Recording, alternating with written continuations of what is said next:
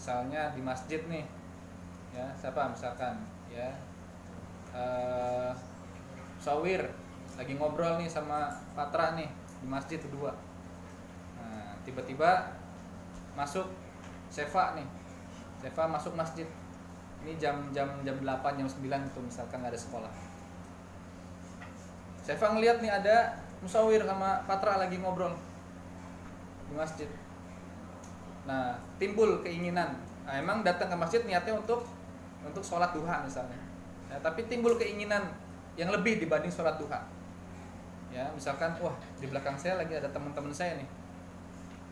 Wah, saya mau lama-lamain lah sholat duhanya, biar mereka takjub misal. Ya. Atau biar mereka ngelihat saya lagi sholat. Ya. Tentu kita niat awalnya datang ke masjid pengen sholat duha. Ya udah sholat saja.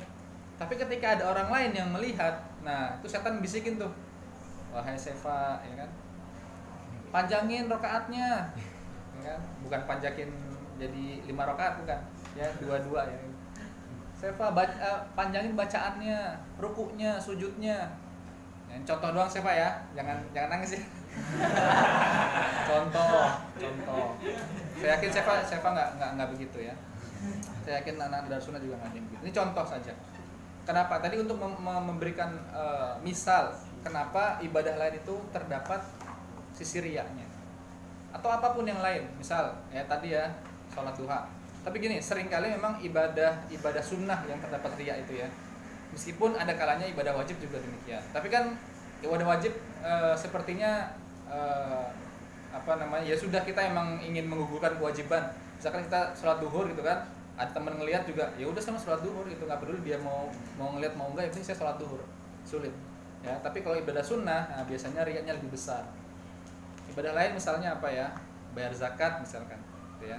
Bayar zakat kan mungkin nggak ada yang ngelihat teman-temannya atau apa, tapi di videoin sama dia gitu kan, kayak zaman sekarang lagi ngevlog gitu kan. Nah, mau bayar zakat fitri ya di akhir Ramadan, dia bawa beras gitu kan, sambil videoin, guys nih beras untuk zakat misal, diupload mengharapkan apa, likes ya, subscribe dan lain-lain. Nah itu sudah iltifat, sudah bergeser niatnya, yang tadinya niat lillahi ta'ala menjadi ya li follower atau apa ya itu ya, bahwa ibadah-ibadah lain itu ada celah untuk riya meskipun nggak semua. Sama misalkan haji juga demikian ya, di depan Masjidil Haram atau di depan Ka'bah ya, selfie ya, bilang lagi haji lagi umroh. Maka saya bilang kalau lagi haji lagi umroh itu udah HP-nya disimpan ya, HP-nya disimpan, nggak usah main sosmed dulu ya, kecuali emang dia punya keperluan di dalam media sosial, misalkan dia perlu berkomunikasi dengan orang di rumah, itu lain hal. Tapi yang kalau untuk tadi ya, untuk bragging, untuk membanggakan diri, untuk memamerkan lagi umroh, lagi tawaf, lagi sa'i, lagi ya itu ya, memang ada kalanya untuk dokumentasi nggak apa-apa. Tapi kalau niatnya untuk hal lain, maka waliyadzubillah ya. Saya juga pernah kok lagi di Arafah saya foto, ada di Facebook di IG saya ya. Tapi saya niatnya untuk dokumentasi saja gitu ya. Ya meskipun nggak tahu, mungkin ketika itu ada rasa riya di hati saya, Allah a'lam. Tapi waliyadzubillah semoga nggak ada. Nah tadi ya ar-roja itu memang baik, kita mengharapkan